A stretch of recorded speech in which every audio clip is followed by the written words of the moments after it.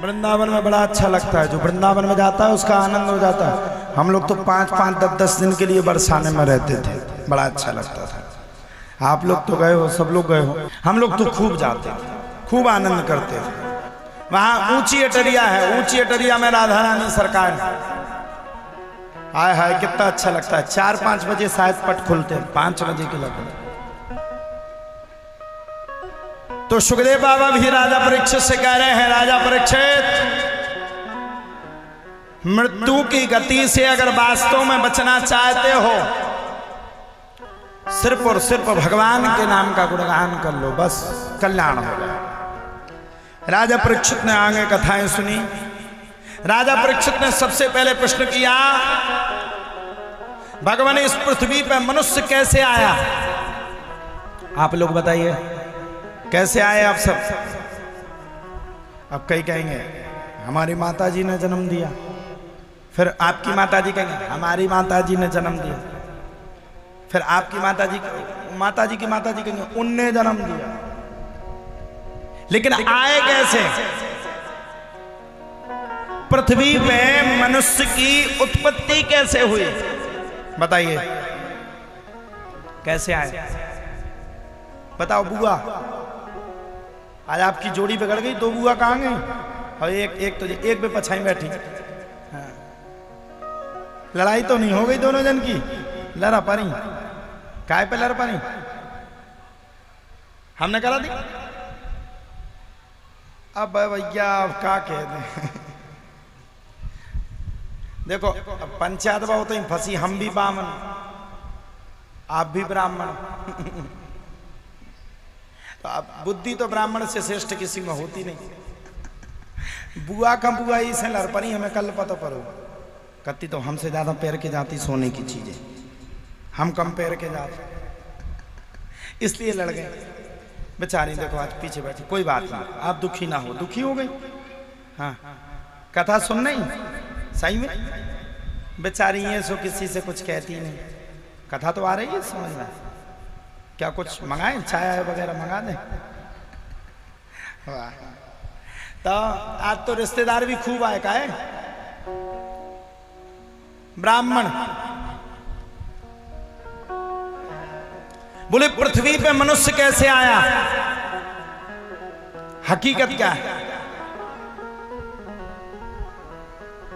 बताइए? कैसे आया पृथ्वी पे मनुष्य? कैसे आया बताइए? सुनिए, पृथ्वी के विस्तार से पहले भगवान विष्णु के अलावा इस पृथ्वी पर कोई था ही नहीं। किसके अलावा? भगवान विष्णु के अलावा कोई भी नहीं था। ना आप थे, ना हम थे, कोई भी नहीं था। सिर्फ और सिर्फ सजीवन स्थिति में भगवान विष्णु ही थे।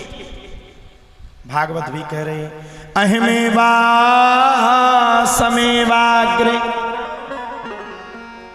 नान्यदय सद सद परम पश्चाद हम यदे तच्चो यो विशिष्येत सोस्म। भागवत की कथा कह रही भगवान विष्णु के अलावा इस पृथ्वी पर मनुष्य क्या देवता भी नहीं थे। बताओ कितनी बड़ी बात है। भगवान विष्णु की नाभि से कमल और कमल से ब्रह्मा जी का जन्म हुआ। बोलो ब्रह्मदेव भगवान की जय।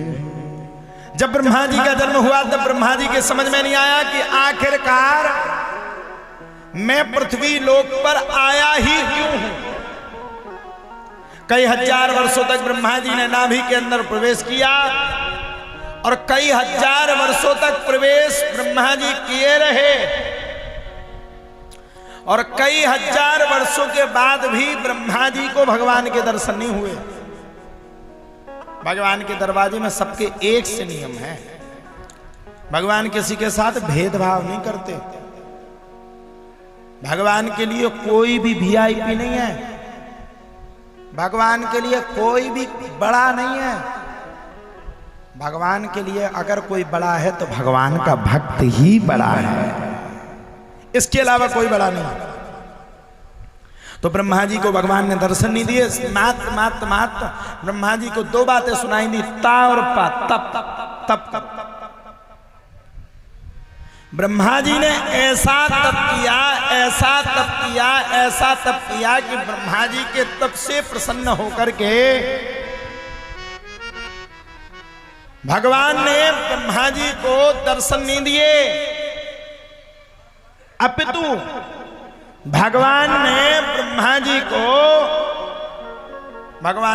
जी को मात्र आकाशवाणी के द्वारा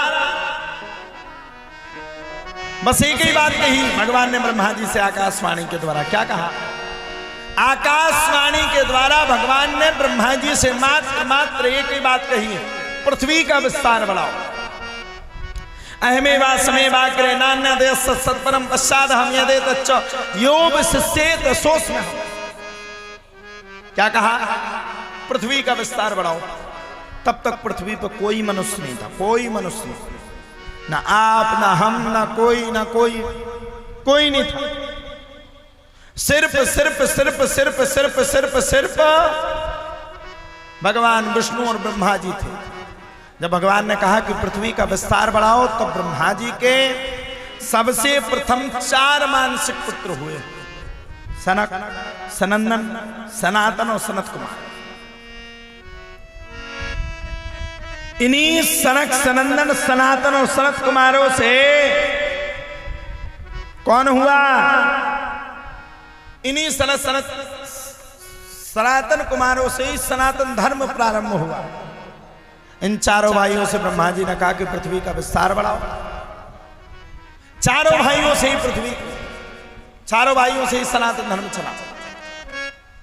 4 भाइयों से कहा पृथ्वी का विस्तार करो। और जैसे ही पृथ्वी के विस्तार की बात कही, वैसे ही तदंगत्वेन 4 भाइयों ने पृथ्वी का विस्तार बढ़ाने से इनकार यानी कि मना कर दिया। अच्छा, बुंदेलखंड की एक चीज फेमस है, हाउ। नहीं है किसी भी बात में हाउ, कहीं भी जाओ हाउ। ऐसे एक आदमी बेचारा पढ़ा लिखा होगा, कहीं से मुंबई से आया, बुंदेलखंड में आया, किसी गांव में उसको जाना था। उसने कहा भाई साहब रामपुरा कहाँ है? सो रमईपुरा में खड़ा था। बोले यही रामपुरा है? सो बुंदेलखंड के आदमी हाउ, उसकी दिमाग पे न चढ़े हाउ, यही रामपुरा है हाउ। उसने फिर कहा यही है हाउ तो कहता ही है, देखो आदमी हाउ। उसका दिमाग खराब, रामपुरा पता नहीं जाने कहाँ है। एक पढ़ा लिखा आदमी मिल गया, सोचते उसने उससे पूछा, क्या भैया रामपुरा गांव यही है? बोले जी हाँ। बोले भैया एक बात बताओ, हम पीछे थे तो हमने पूछा कि रामपुरा गांव यही है, तो सबरे कह रहे थे हाउ। आपने कहा जी हाँ। बोले वो क्या है? वो लोग पढ़े लिखे नहीं हैं और बुंदेलखंड के हैं, इसलिए वो हाउ कहते हैं। अच्छा। और बोले आप पढ़े लिखे हो? उस आदमी ने उससे पूछा आप पढ़े लिखे हो? तो जी बोले हाउ।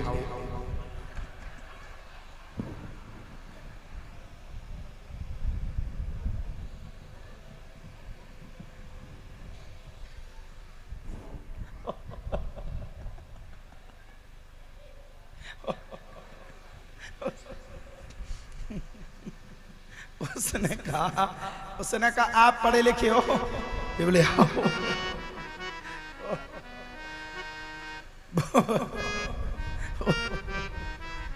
वो बोला हाउ काहे कह रहे थे? बोले हमारे यहाँ की भाषा है, हम क्या करें।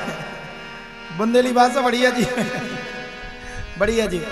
ऐसे हम लंदन में गए कथा करने, तो पता हमने लंदन में कहा, हमने कहा करेज किस किस को चाहिए?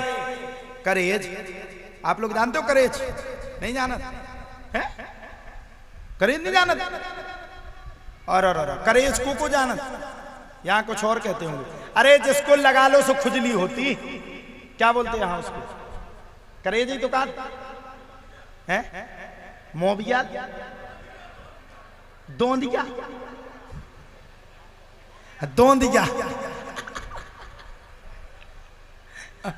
लगा के आग दौलत में हमने ये शौक पाले हैं, कोई पूछे तो कह देना हम कुठेंदा और जिला जालौन वाले हैं। क्या कहते दोंदिया। तो हमने वहां पे कहा हमारे यहाँ करेज कहते। हमने कहा किस किस को दोंदिया चाहिए? दोंदिया बोलते ना, दोंदिया बोलते हैं धोंदिया। अरे अब कछू कछ में, हाँ भाड़ में जाए।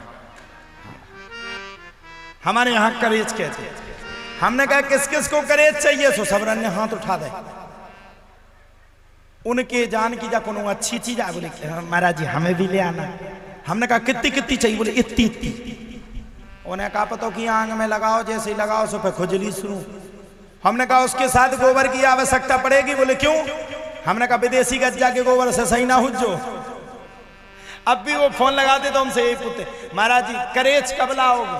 अब उन्हें कहा बताओ करेज मतलब खुजली। तो बुंदेली भाषा बड़ी अटपट्टी है, हर बात में पीछे कछु ना कछु लगाएंगे।